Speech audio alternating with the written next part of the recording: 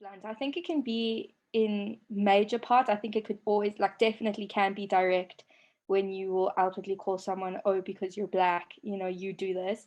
But it can also be in very discreet ways, helping a white person before you help a black person, or, charging someone more for their skin color, or small things like that, or at a hospital helping the person who looks more educated, a white educated person more than a black person. It's discreet. So it may not always be blunt, it may not always be face to face, but it can be through anything. It could be through social media, in jokes, books, sketches. It can be found anywhere. And that's the thing, that's what gets annoying when people want to kind of make a spectrum of racism, where racism at its most extreme is what racism is. So, examples of, I don't know, Nazi Germany, apartheid South Africa, slavery, KKK, it has to be dramatic in order to be racist, and it's not like that. So no, racism is not always blunt. It's not always direct. It's not always physically violent in incredibly obvious way. Yeah. No, it comes in the most obvious of forms, and even in the most subtlest forms. It's never in your face. It's never always evident.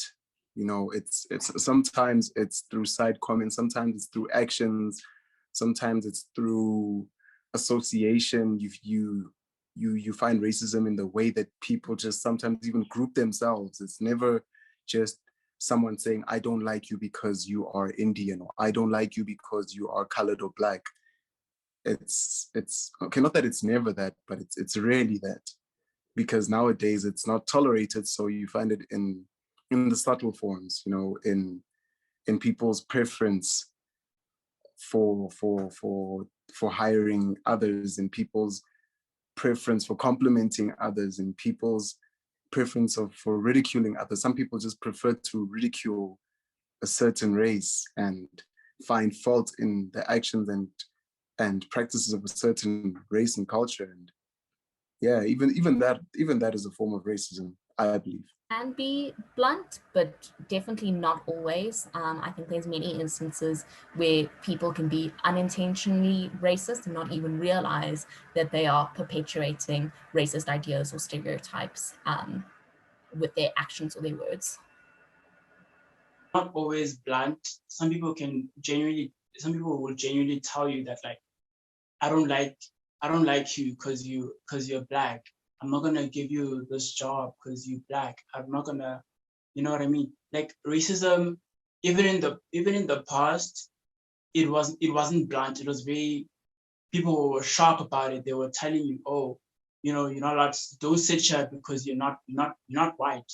Don't occupy these certain spaces because you aren't white. You know what I mean? So racism is not always blunt. Yes, some people tend to be blunt about it, but yeah, it's very visible in most times. There are a lot of gray areas when it comes to racism. Like I mentioned, I think there's different levels. Like there's the structural racism that you will face by institutions, and then there's the level of racism you face on a more personal level. So I think that it cannot be black or white because there's so many levels to it. That is a common misconception. Sometimes racism can be the most subtle of things, and unless you are fine-tuned into like sensing like when racist acts are happening, a lot of people don't actually know when racism is kind of happening around them, to them. So yeah, it doesn't always have to be blunt, but I think the racist acts we focus on are normally the blatantly blunt ones that we can fully call out, but it's not always blunt.